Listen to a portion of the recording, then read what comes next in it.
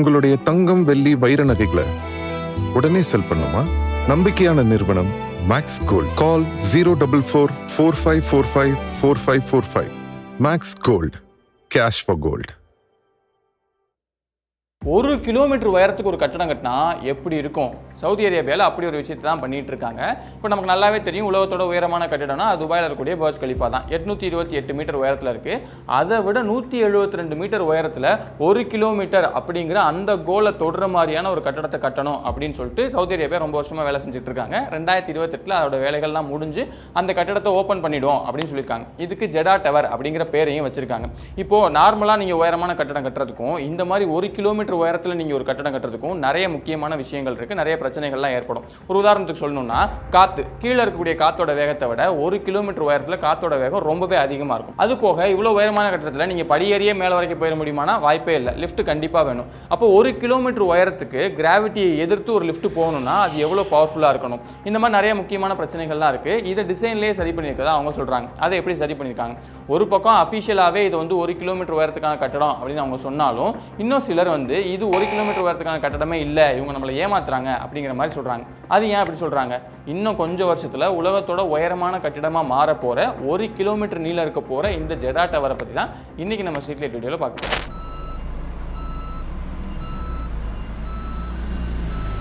இந்த ஜெடா டவரை கட்டுறதுல பல விதத்தில் துபாயில் இருக்கக்கூடிய அந்த பர்ஜ் கலிஃபா ஒரு காரணமாக இருந்துச்சு அப்படின்னு தான் சொல்லணும். என்னன்னா 2010 இந்த பர்ஜ் கலிஃபாவை திறக்கிறாங்க.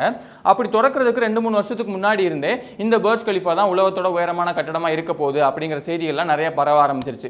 இதை கேள்விப்பட்டோம்னா சவுதி அரேபியாவில் இருக்கக்கூடிய இன்வெஸ்டர்ஸும் அங்கே இருக்கக்கூடிய பில்டர்ஸும் என்ன யோசிக்கிறாங்கன்னா, நாமளும் இதே மாதிரி நல்ல உயரமான ஒரு கட்டடத்தை கட்டியே ஆகணும், அது பர்ஜ் கலிஃபாவோட நல்லா உயரமாக இருக்கணும் அப்படின்னு சொல்லி பிளான் பண்ணுறாங்க. ஆரம்பத்தில் அவங்களுடைய பிளான் படி பார்த்தோம்னா 1.6 கிலோமீட்டர், அதாவது 1.5 கிலோமீட்டருக்கும் அதிகமான உயரத்தில் ஒரு கட்டடத்தை கட்டணும் அப்படிங்கிற மாதிரி தான் அவங்க பிளான் பண்ணியிருக்காங்க. ஆனால் அதுக்கப்புறமா எந்த இடத்துல இப்போ அந்த பில்டிங் கட்டிட்டு இருக்காங்களோ அந்த இடத்துல வந்து சாயில் டெஸ்ட்லாம் பண்ணி பார்க்குறாங்க. அப்படி பண்ணி பார்க்கும்போது இந்த இடத்துல 1.5 கிலோமீட்டர் உயரத்துக்கான கட்டடத்தை கட்டுறதுக்கு வாய்ப்பே இல்லை, அது தாங்காது அப்படின்னு சொல்லிட்டு கடைசியாக 1 கிலோமீட்டர் உயரத்துக்கே கட்டடத்தை கட்டலாம் அப்படின்னு சொல்லி ஃபிக்ஸ் பண்ணி இதுக்கான பட்ஜெட்டாக 1.2 பில்லியன் அமெரிக்கன் டாலர்ஸ், அதாவது இன்னைக்கு இந்திய ரூபாய் மதிப்பில் 11,000 கோடி கிட்ட வரும், அவ்வளோ காசை வந்து இதுக்காக ஒதுக்குறாங்க. 2013 இந்த ஜெடா டவரை கட்டுறதுக்கான வேலைகளையும் ஆரம்பிக்கிறாங்க. 2013 கட்ட ஆரம்பிச்சிட்டாங்கன்னா 13 வருஷம் ஆச்சு, இன்னும் கட்டி முடிக்கலையா?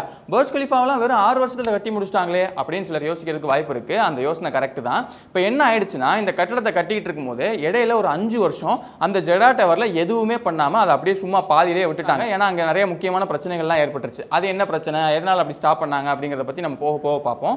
முதல்ல இந்த ஜெடா டவரை கட்டுறதுக்கு என்ன மாதிரியான தொழில்நுட்பங்களை பயன்படுத்துறாங்க அப்படிங்கிறத பார்த்துடலாம். முதல் விஷயம், எந்த கட்டடமா இருந்தாலும் அதுக்கு பேஸ் நல்லா ஸ்ட்ராங்கா இருக்கணும், அதாவது அதோட ஃபவுண்டேஷன் ஸ்ட்ராங்கா இருக்கணும். இதை பாலைவன பகுதியில் கட்ட போறாங்க அப்படிங்கிறதுனால நம்ம ஏற்கனவே பார்த்த மாதிரி பர்ஜ் கலிஃபாவும் பாலைவன பகுதியில் தான் இருந்துச்சு. அதனால அங்க பயன்படுத்தின நிறைய விஷயங்களை அப்படியே தான் இங்கே செஞ்சிருக்காங்க. ஆனா இங்க நல்லா பெருசுபடுத்தி அதை பண்றாங்க. இப்போ ஃபவுண்டேஷனை பொறுத்த வரைக்கும் பைல் ஃபவுண்டேஷன் டெக்னிக்கை பயன்படுத்துறாங்க. பைல் ஃபவுண்டேஷன்னா ஒன்றும் இல்லை, ராட்ஸ் மாதிரி நல்லா பெருசா அப்படியே தரைக்குள்ள இறக்குவாங்க. ஆனா இங்க ராட்ஸுங்கிறது கம்பியால ஆயிருக்காது, முழுக்க முழுக்க கான்கிரீட்டால தான் அது எல்லாமே ஆயிருக்கும். அதாவது பெரிய டியூப் மாதிரி இருக்கும், அது தரைக்குள்ள இறக்கி அதுக்குள்ள கான்கிரீட்டை கொட்டுவாங்க. அதுக்கப்புறம் அது நல்லா இருக்கினதுக்கு அப்புறம் அந்த வெளியில கூடிய அந்த டியூபை வெளியே எடுத்துருவாங்க. இதுதான் பைல் ஃபவுண்டேஷன். இந்த பைல் ஃபவுண்டேஷனை பொறுத்த வரைக்கும் இங்க 1.8 மீட்டர் விட்டத்தில் இருக்கக்கூடிய 270 பைல்ஸை முதல்ல தரையில லே பண்றாங்க. அதோடைய ஆழம் எவ்வளவு இருக்குன்னு பார்த்தோம்னா 45 மீட்டர்ல இருந்து அதிகபட்சமா 100 மீட்டர் ஆழம் வரைக்கும் அதை லே பண்றாங்க. அதுக்கப்புறமா அதுக்கு மேல ராஃப்ட் ஃபவுண்டேஷன் அப்படின்னு ஒன்று போடுறாங்க. ஏன்னா இந்த ராஃப்ட் ஃபவுண்டேஷன் மேல தான் மொத்த கட்டடமும் நிக்க போகுது. இந்த ராஃப்ட் ஃபவுண்டேஷனோட திக்னஸ் மட்டுமே 5 மீட்டர் இருக்கு. அதாவது என்னோட உயரத்தை விட 2.5 மடங்கு அதிகமாக இருந்தால் எவ்வளவு இருக்கும், அந்த அளவுக்கு பெருசான ஒரு ராஃப்ட் ஃபவுண்டேஷனை போடுறாங்க. இப்போ இதே விஷயத்தை பர்ஜ் கலிஃபால என்ன பண்ணிருக்காங்க அப்படின்னு பார்த்தோம்னா, ராஃப்ட் ஃபவுண்டேஷனோட திக்னஸ்ங்கிறது 3.7 மீட்டர் ஆகும். அந்த பைல்ஸோட ஆழங்கிறது அதிகபட்சமாவே 50 மீட்டர் தான் இருந்துச்சு. ஆனா இங்க 100 மீட்டர் ஆழத்துல அந்த பைல்ஸை போட்டு ராஃப்ட் ஃபவுண்டேஷனுமே 5 மீட்டர் திக்னஸ்ல இருக்கிற மாதிரி போட்டிருக்காங்க. இப்படி பைல் ஃபவுண்டேஷன் போடுறது மூலமா அந்த பைல்ஸ் எல்லாமே சுத்தி இருக்கக்கூடிய அந்த பாலைவன மண்ணு கூட நல்லா ஸ்ட்ராங்கா ஒரு ஃபிரிக்ஷன், ஒரு பிணைப்பை ஏற்படுத்திக்கும். இதுதான் ஸ்கின் ஃபிரிக்ஷன் அப்படின்னு சொல்லுவாங்க. இந்த ஸ்கின் ஃபிரிக்ஷன் எப்படி வேலை செய்யுது, அது எப்படி லே பண்றாங்க அப்படிங்கறத பத்தி நம்ம ஏற்கனவே ரொம்ப டீடைலா ஒரு வீடியோ பண்ணிருக்கோம். ஏன்னா பர்ஜ் கலிஃபாவை பத்தி நம்ம பண்ண வீடியோல இந்த ஸ்கின் ஃபிரிக்ஷன் எப்படி வேலை செய்யுதுன்னு சொல்லியிருப்போம். அதை பத்தி நீங்க தெரிஞ்சுக்கணும்னு நினைச்சீங்கன்னா அதுக்கான லிங்க் நான் மேல கொடுப்பேன். அதை கிளிக் பண்ணீங்கன்னா நீ அந்த விஷயத்தை பத்தி டீடைலா தெரிஞ்சுக்கலாம். சரி, இப்போ அடுத்த முக்கியமான விஷயத்துக்கு வருவோம், அதுதான் லிஃப்ட்ஸ்.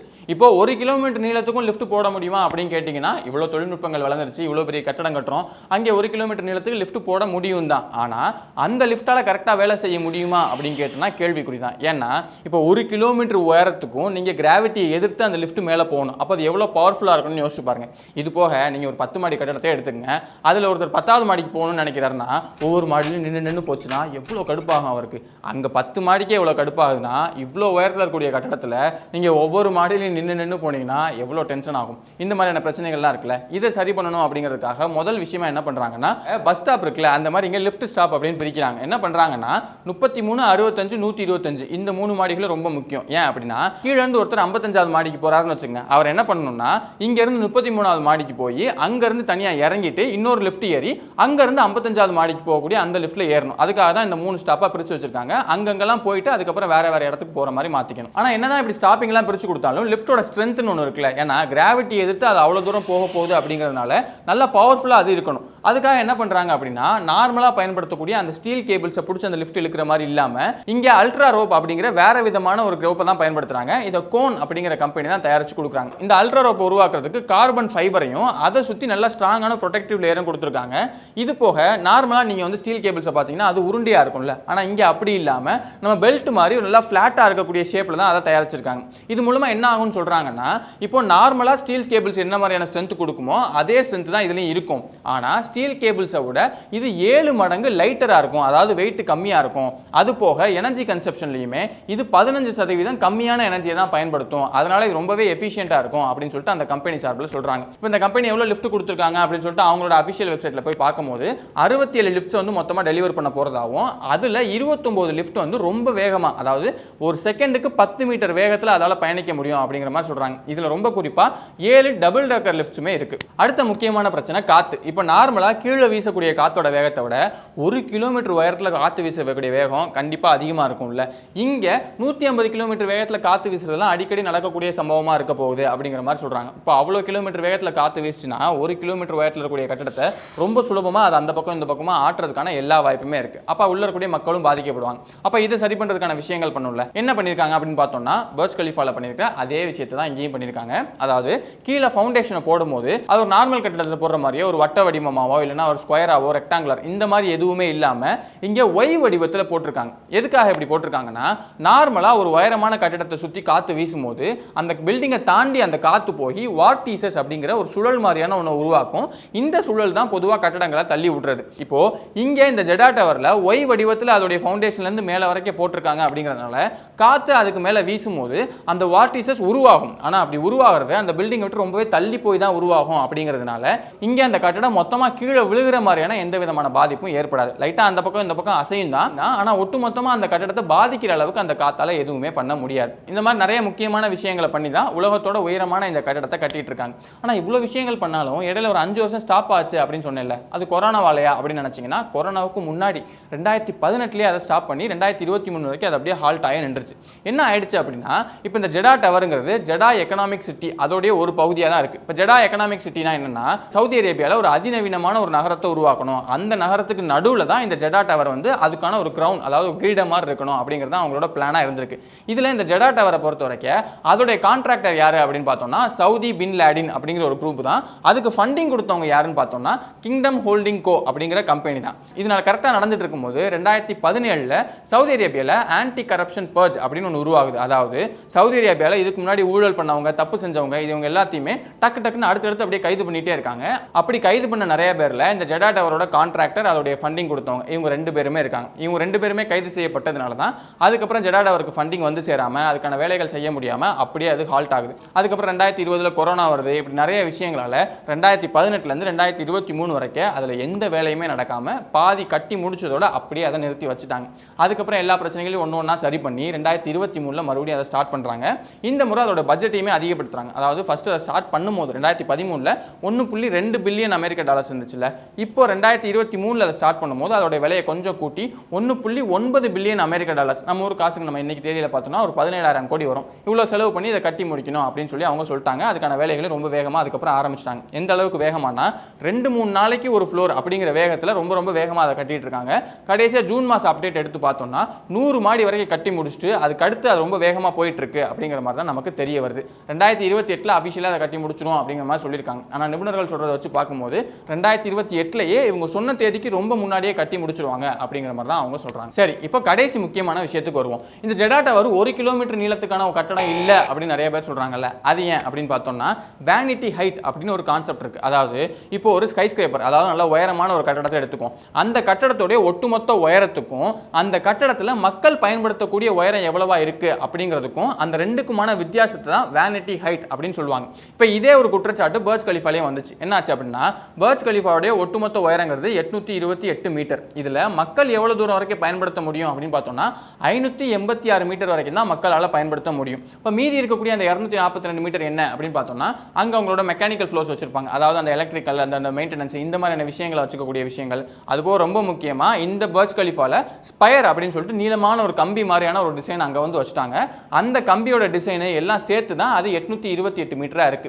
ஒருவேளை அந்த ஸ்பயர் இல்லாம போச்சு அப்படின்னா பர்ஜ் கலிஃபாவோட உயரங்கிறது 580 இருந்து ஒரு 600 மீட்டர் வரைக்கும் தான் இருந்திருக்கும். இப்போ இதே விஷயத்தை நீங்க ஜெடா டவர்ல எடுத்து பார்த்தீங்கன்னா 370 மீட்டருக்கு அந்த ஸ்பயர், அந்த மெக்கானிக்கல் டவர்ஸ் இதெல்லாமே வைக்கலாம் அப்படிங்கிற மாதிரி அவங்க பிளான் பண்ணியிருக்காங்க. இப்போ இதை தான் நிறைய பேர் குத்தமா சொல்றாங்க. என்னன்னா நீங்க இந்த கட்டடத்தோட உயரத்தை அதிகமாக காட்டணும் அப்படிங்கிறதுக்காக மட்டுமே தான் மேல ஒரு ஸ்பயர் மாதிரி வைக்கிறீங்க.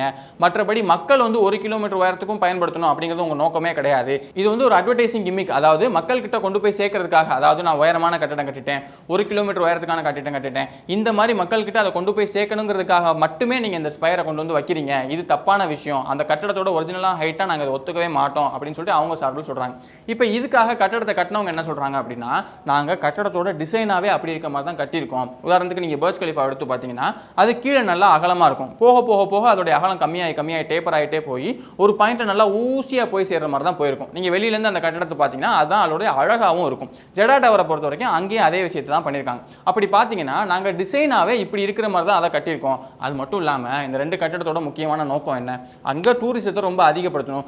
அங்க வந்து உலகத்தோட உயரமான கட்டடம் இருக்கா, நம்ம அங்க போய் பார்ப்போம் அப்படின்னு சொல்லிட்டு நிறைய பேர் அதை ஈர்க்கணுங்கிறதுக்காக தான் இப்படி ஒரு விஷயம் பண்றோம். அப்போ அது எங்க நாட்டுக்கு நல்லதை தான் கொடுக்குது, எங்களுடைய எக்கனாமி அதை பூஸ்ட் பண்ணுது அப்படிங்கிறப்போ இது எங்களுக்கு தப்பாவே தெரியல அப்படின்னு சொல்லிட்டு அவங்க சார்பில் சொல்றாங்க. இப்போ இந்த விஷயத்தை பத்தி நீங்க என்ன நினைக்கிறீங்க அப்படிங்கறத கீழே கமெண்ட் பாக்ஸ்ல மறக்காம கமெண்ட் பண்ணிடுங்க. இந்த ஜெடா டவரை கட்டி முடிக்கும் போது இதுல என்ன மாதிரியான தொழில்நுட்பங்களை பயன்படுத்தியிருக்காங்க அப்படிங்கிறது நமக்கு போக போக தெரிய வரும். அதை பத்தி நம்ம அடுத்தடுத்த வீடியோஸ்ல அதை கட்டி முடிக்கும் போது கூட அப்டேட் பண்ணுவோம். சரி, இப்போ ஒரு முக்கியமான விஷயத்தை சொல்லணும். என்ன அப்படின்னா இன்னைக்கு வரைக்கும் உலகத்தோட உயரமான கட்டடம் எங்க இருக்கு? துபாயில தான் இருக்கு. அப்ப அவங்களுக்கு ஒரு பெருமையான விஷயம். இன்னும் 2-3 வருஷத்துல அந்த பெருமை வந்து சவுதி அரேபியாவுக்கு போய் சேர்ந்துடும். இப்போ இதை பார்த்துட்டு துபாய் சும்மா இருப்பாங்களா? அவங்க ஏற்கனவே பிளான் பண்ணிட்டாங்க. என்ன பிளான் பண்ணிட்டாங்க அப்படின்னா இந்த ஜெடா டவரை விட அதிகமான உயரத்தில் ஒரு கட்டடத்தை கட்டணும் அப்படின்னு சொல்லிட்டு அதுக்கான பிளான்லாம் பண்ணி அதுக்கான வேலைகளையும் ஆரம்பிச்சிட்டாங்க.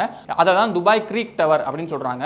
1.3 கிலோமீட்டர் உயரத்தில் ஒரு கட்டடத்தை கட்டுறதுக்கான வேலைகளை அவங்க ஆரம்பிச்சிட்டாங்க. அப்போ பாருங்க, போட்டு அந்த வேலைகளை அவங்க பார்த்துட்டு இருக்காங்க. அந்த துபாய் கிரீக் டவர் அவங்க கட்ட ஆரம்பிக்கும் போதும் அதில் என்ன மாதிரியான தொழில்நுட்பங்களை பயன்படுத்திருக்காங்க அப்படிங்கிறத பற்றி கூட அடுத்தடுத்த வீடியோஸ்ல நம்ம பார்ப்போம். இப்போ இந்த வீடியோவில் உலகத்தோட உயரமான கட்டடத்தை எப்படி கட்டுறாங்க அப்படிங்கிறத பற்றி பார்த்த மாதிரி இதுக்கு முன்னாடி ஒரு இன்ட்ரெஸ்டிங்கான வீடியோ பண்ணியிருக்கோம். அதில் உலகத்தோட மிக நீளமான எண்ணெய் கப்பலை எப்படி கட்டியிருப்பாங்க, அந்த எண்ணெய் கப்பல் எப்படி வேலை செஞ்சிச்சு அப்படிங்கிறத பற்றி பார்த்துருப்போம். இப்போ இந்த எண்ணெய் கப்பலை பொறுத்த வரைக்கும் நம்ம இந்தியாவோட இன்னைக்கு எண்ணெய் தேவையில 70% இந்த ஒரு எண்ணெய் கப்பலால் மட்டுமே பூர்த்தி பண்ணிட முடியும். அந்த அளவுக்கு மிக நீளமான ஒரு எண்ணெய் கப்பல். எவ்வளவு நீளம்னா கிட்டத்தட்ட 1/2 கிலோமீட்டர் இருக்கிற மாதிரி சைஸ்ல ரொம்பவே பெருசு. இதை சீ வைஸ் ஜெயிண்ட் அப்படின்னு சொல்றாங்க. இப்போ இந்த எண்ணெய் கப்பலை பொறுத்த வரைக்கும் என்ன ஆயிடுச்சு அப்படின்னா இந்த எண்ணெய் கப்பல் ஒரு போர் நடந்து அந்த போர்ல மிகப்பெரிய அளவில் பாதிக்கப்பட்டுருச்சு. ஆனா அதுக்கப்புறம் அதை சரி பண்ணி எல்லாமே கரெக்டா வேலை செஞ்சு தான் இருந்துச்சு. அதுக்கப்புறமா கடைசி அது இந்தியாவுக்கு வரும்போது அந்த எண்ணெய் கப்பல் ஒட்டுமொத்தமாகவே அழிஞ்சு போச்சு. இப்போ ஒரு போரையே தாங்கின ஒரு எண்ணெய் கப்பல் இந்தியாவில் எப்படி அழிஞ்சு போச்சு? பொதுவாகவே ஒரு எண்ணெய் கப்பல் எப்படி வேலை செய்யுது? இந்த எண்ணெய் கப்பல் அழிஞ்சதுக்கு அப்புறமா இதே சைஸ்ல இன்னொரு எண்ணெய் கப்பலை உருவாக்கணும் அப்படின்னு யாருக்குமே தோணவே இல்லை. ஏன் இந்தியா மாதிரி ஒரு மிகப்பெரிய நாட்டுடைய எண்ணெய் தேவையவே இதால பூர்த்தி பண்ண முடியுங்கிறப்போ ஏன் மறுபடியும் ஒருத்தவங்க இவ்வளவு பெரிய கப்பலை கட்டணும் அப்படிங்கிற மாதிரி யோசிக்கவே இல்லை. இது எல்லாத்தையும் பத்தி ரொம்ப டீட்டெயிலான வீடியோ பண்ணியிருக்கோம். அதை நீங்க பார்க்கணும், அதை பத்தி தெரிஞ்சுக்கணும் அப்படின்னு நினைச்சீங்கன்னா அதுக்கான லிங்க் நான் சைடில் கொடுக்குறேன். அதை கிளிக் பண்ணீங்கன்னா நீங்க அந்த விஷயங்களை பத்தி தெரிஞ்சுக்கலாம். இன்னொரு நாள் இன்னொரு வீடியோவில் சந்திப்போம்.